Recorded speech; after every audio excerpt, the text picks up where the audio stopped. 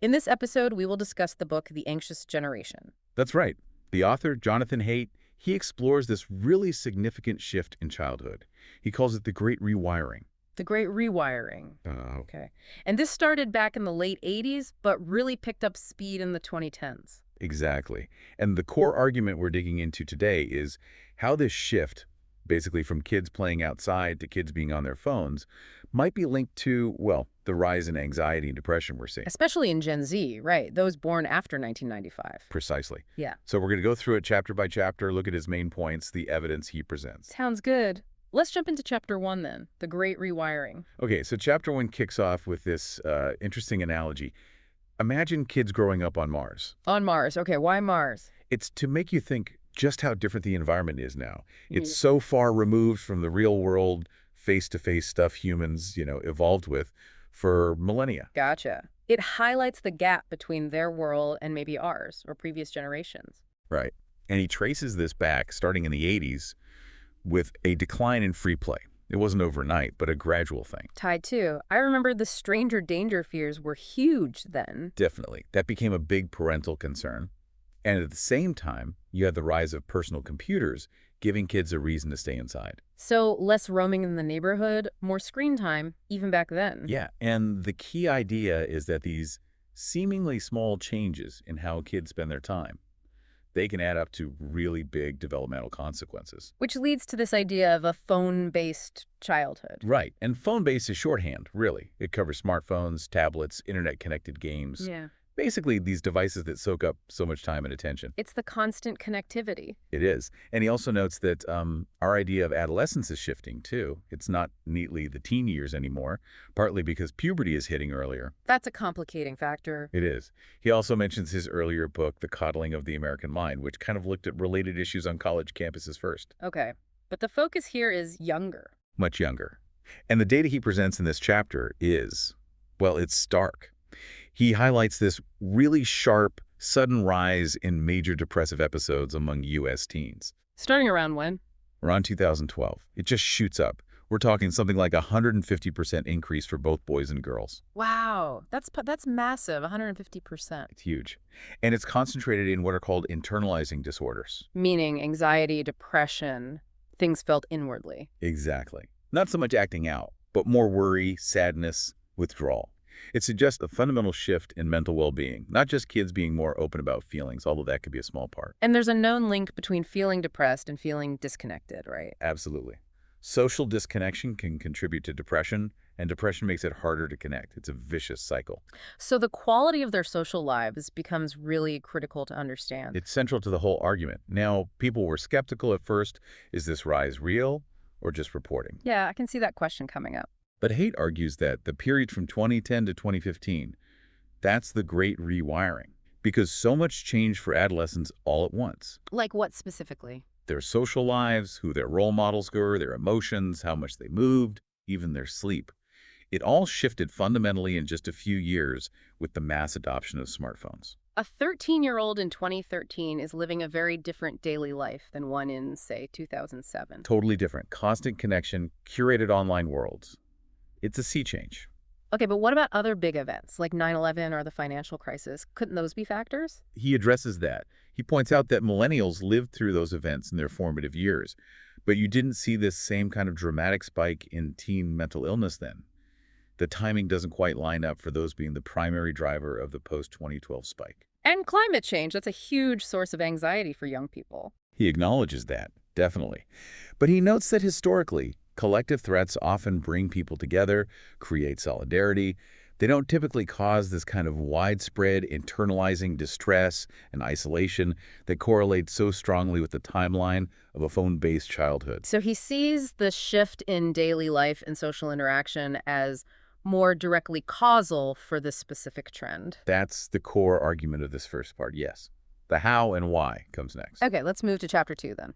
The role of play. Right. Chapter 2 really hammers home this point. Play is the work of childhood. It's not optional. It's essential brain wiring. Like biologically necessary. Yeah. Studies across young mammals show that if you deprive them of play, you see impairments. Socially, cognitively, emotionally. It's fundamental. And why is it so important? What does it do? It's basically nature's training ground. It lets young creatures practice adult skills in a low-stakes environment. Think about kittens play fighting, they're learning to hunt. Or toddlers just bumping into things and figuring out how to move. Exactly. Developing motor skills, coordination, and for older kids, verbal play, teasing, negotiating, resolving little conflicts that builds incredibly important social skills. Skills needed for, like, democracy even, working together. Absolutely. Self-governance, conflict resolution. Wow. It all starts with those childhood interactions. So the problem arises when? When adolescents shift to spending hours and hours primarily on their phones, often alone, often passively consuming content, or engaging in interactions that are, well, different. How are they different? They tend to be disembodied, no physical presence, asynchronous, not happening in real time, and often one-to-many, like posting something versus a back-and-forth chat. And even if the content isn't bad, just the act of doing that replaces. It replaces face-to-face play and interaction. Haidt calls smartphones experience blockers. Experience blockers, that's a strong term. It is. The analogy he uses is giving a baby an iPad full of walking videos instead of letting them actually try to walk. They see it, but they don't build the muscles or the neural pathways. And there's data showing this shift happened. Less hanging out. Yeah. Surveys from the early 2010s show a really significant drop in unstructured time kids spent together in person right as smartphones took off. Wow. So the time literally got swapped. It looks that way. The type of interaction matters.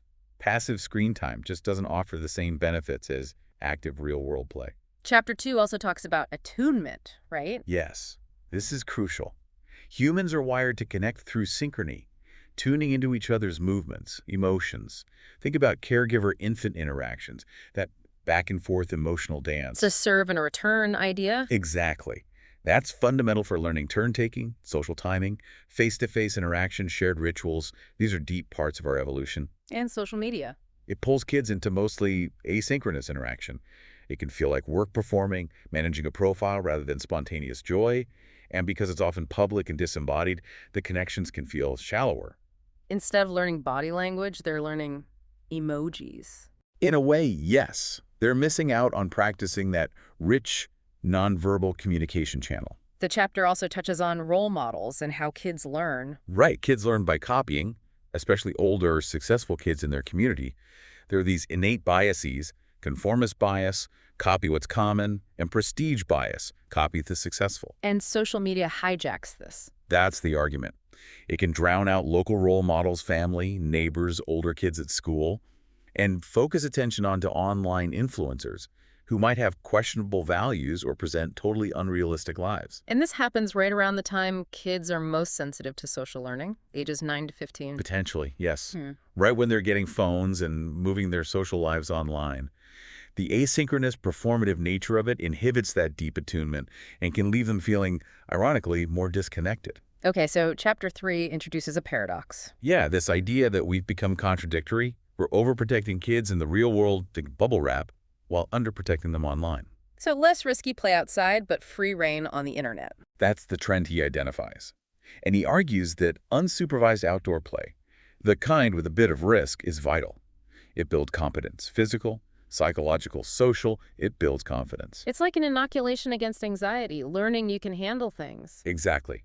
Think about climbing a tree, figuring out how high you can go safely. That teaches risk assessment, builds resilience. You don't get that on a perfectly safe, flat playground. He talks about brain modes here, right? Discover versus defend. Yes. The brain is always scanning. Discover mode is about approaching opportunities, curiosity, exploration. Defend mode is about reacting to threats, stress hormones, fight or flight. And chronic anxiety is linked to being stuck in defend mode. That's the idea. Constantly scanning for danger. A play-based childhood with real-world challenges helps wire the brain for discover mode. Whereas overprotection in a phone-based life might push it towards defend mode. That's the hypothesis. Kids might develop less secure attachments, become less able to gauge real risk. And he points to rising self-reported anxiety, depression, and even ADHD, attention deficit hyperactivity disorder, among college students as potential evidence. He uses the term anti-fragile for kids. What does that mean? It means they don't just resist stress, they actually benefit from manageable challenges. like a muscle getting stronger with exercise, or that tree needing wind to grow strong roots. So scraping your knee isn't just bad, it's a learning experience. Within reason, yes. Yeah. Minor injuries provide direct feedback. You learn your limits, how to be careful. He quotes someone saying, "We want to see bruises, not scars." That's a great line. We need manageable risks. And interestingly, the research he cites suggests the risk of injury per hour is actually lower in unsupervised play than in adult-led sports, but the developmental benefits of self-directed play are higher. So the goal isn't as safe as possible. No, it's as safe as necessary. Right. Trying to eliminate all risk might actually be counterproductive, making kids more anxious in the long run. Can kids get this anti-fragility online? Through games, maybe? He argues, no, not really. The virtual world lacks the embodied, synchronous, real consequence feedback loop of the real world. Online mistakes can go viral. Apologies might not land the same way. It doesn't build the same kind of resilience. What drove this shift towards overprotection in the first place? Several factors. He mentions the hyper-focus on college admissions, seeing kids as delicate race cars, needing constant tuning. The concerted cultivation idea? Right, like Annette LaRose studied. Plus, those moral panics about stranger danger and child abuse in the 80s and 90s created a real climate of fear. So Gen Z was raised being told the world is dangerous. Often, yes, which prevented them from getting the necessary experiences of risk and thrill-seeking that help build competence and confidence. Which links to safetyism. Exactly. This idea that safety, especially emotional safety, trumps all other considerations. And concept creep, where safety expands to mean avoiding any discomfort. So avoiding difficult conversations or ideas because they might cause distress. That became a trend on campuses. Right. The overall point of the chapter is that this well-intentioned overprotection, combined with the pull of the virtual world, leaves kids stuck in defend mode, less resilient, less self-reliant. Okay. Chapter 4 then focuses on puberty. Yes, a time of massive brain change. Second only to early childhood in terms of rewiring. The brain is pruning connections, strengthening others, based heavily on experience. Neurons that fire together, wire together. So what teens do during puberty really shapes their adult brain? Profoundly. Especially activities that are rewarding or repeated often. It's a critical window. And stress plays a role here too. Definitely. He cites Lawrence Steinberg's work showing that some acute stress can be good at builds coping skills. But chronic stress is really detrimental during this vulnerable period. So we need challenges, but not overwhelming constant stress. Right. Which leads to his idea of building a ladder to adulthood. Gradual increases in freedom and responsibility, not just throwing kids into the deep end, but also not keeping them wrapped in cotton wool. He suggests some age norms. Yeah, like maybe more freedom to roam around age 10. A basic phone, perhaps, but lots of time for real hangouts. And then maybe age 16 becomes the internet adulthood point. Raising the age for social media accounts from 13 to 16. That's his proposal, linking it to other markers of responsibility like driving, trying to align tech access with developmental readiness. Because early puberty is such a plastic, vulnerable time. Exactly.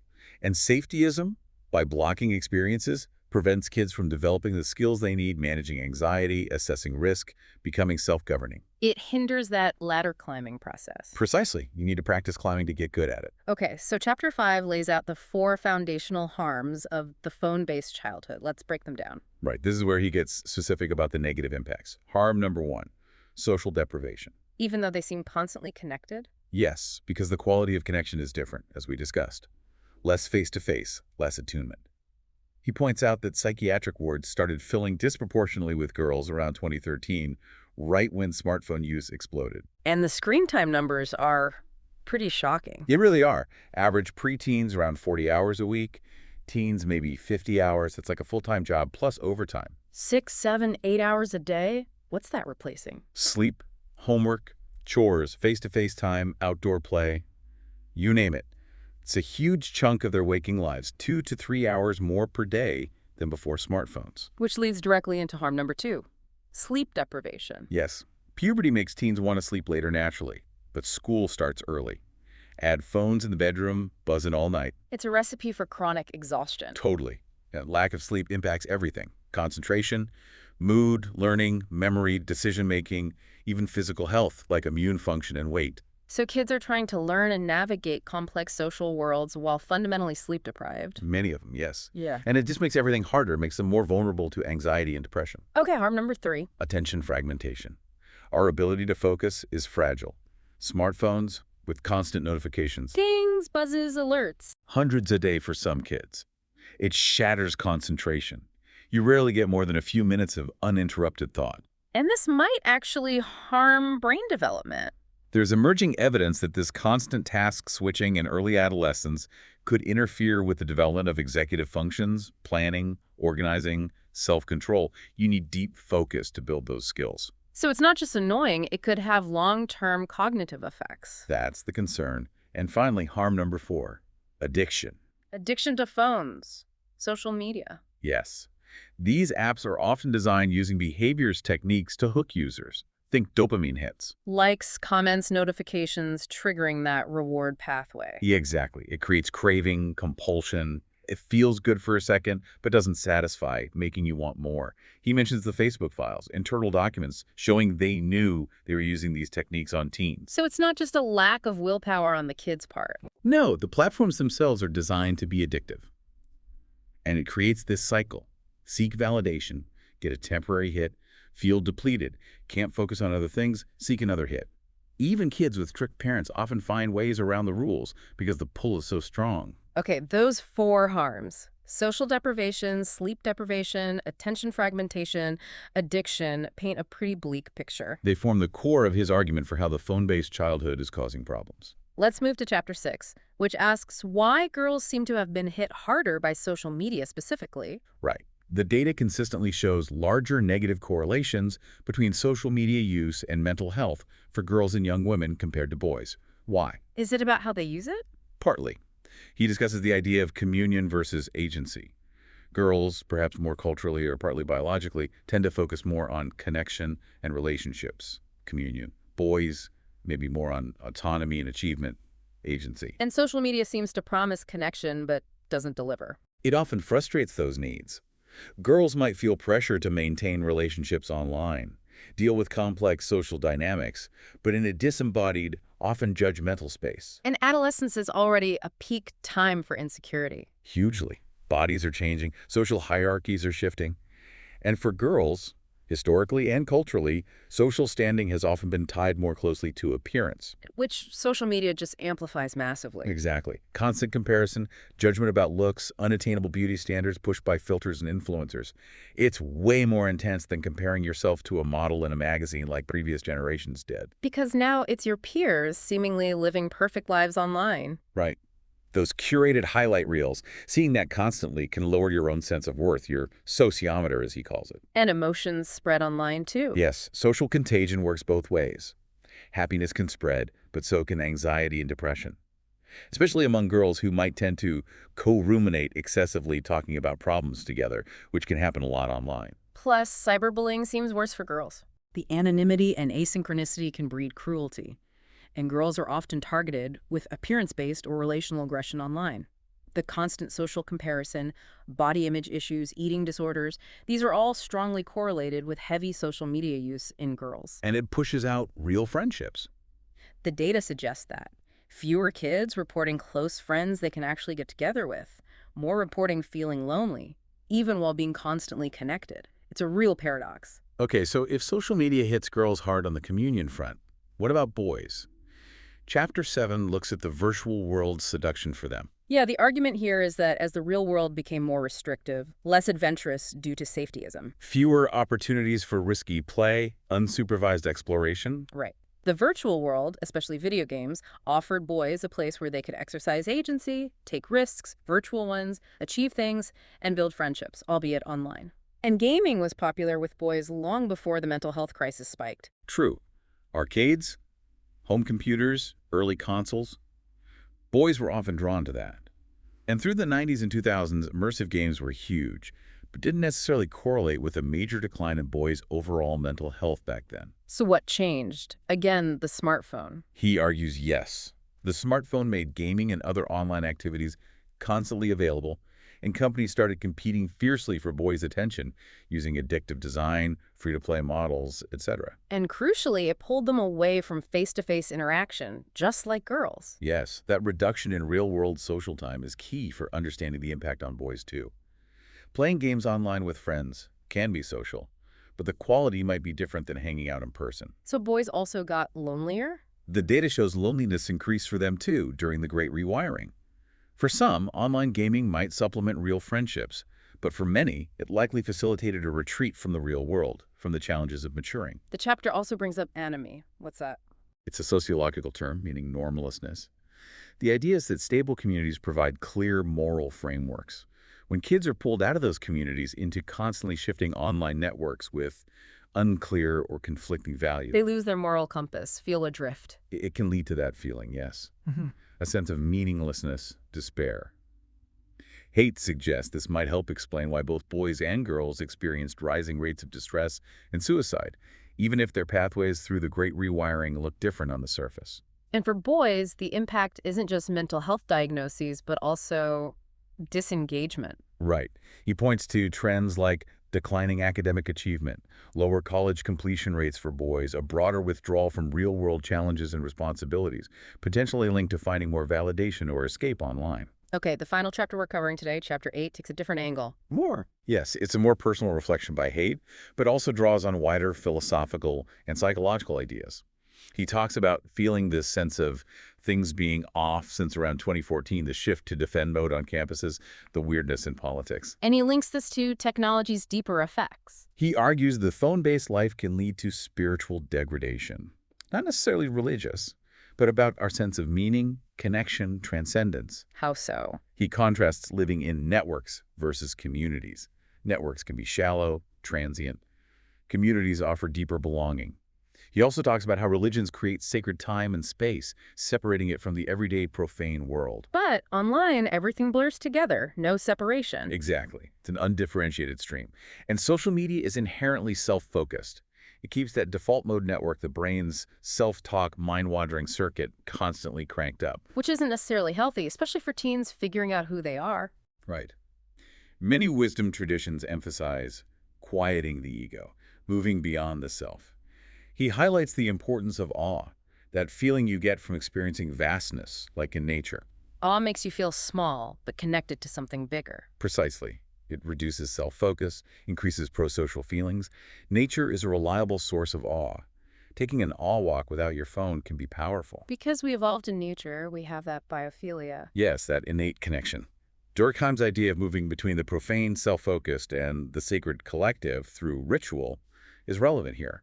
The virtual world, Haidt argues, is almost entirely profane, keeping us stuck in the self. And social media encourages judgment, not transcendence. Yeah, constant evaluation versus the non-judgmental stance many traditions advise. Nature provides a universal route to awe, counteracting the anxiety and self-consciousness of the phone-based world. So the argument is that this phone-based life fills that natural human yearning for meaning with trivial stuff. Or even degrading content, yes. It fails to elevate. It echoes ancient advice to be mindful of what we expose our minds to. Wow, okay. That covers a lot of ground, the diagnosis part of the book. That's right. We've gone through his argument about the Great Rewiring, the loss of play, the harms of the phone-based childhood for both girls and boys, and even the spiritual dimension. And he argues this isn't something individuals can fix alone. It needs collective action. Definitely. The later parts of the book, which we'll hopefully tackle in future deep dives, get into proposed solutions, things for governments, tech companies, schools, parents. Well, this has been a fascinating overview of the problem as Haidt lays it out. Lots to think about regarding our own tech use and its impact. Absolutely. It forces you to reflect. What parts of this resonate with what you see around you, or even in your own life? Yeah, what questions does this raise for you about technology and youth mental health? It feels like, as Haidt says, this is just the start of a really vital conversation.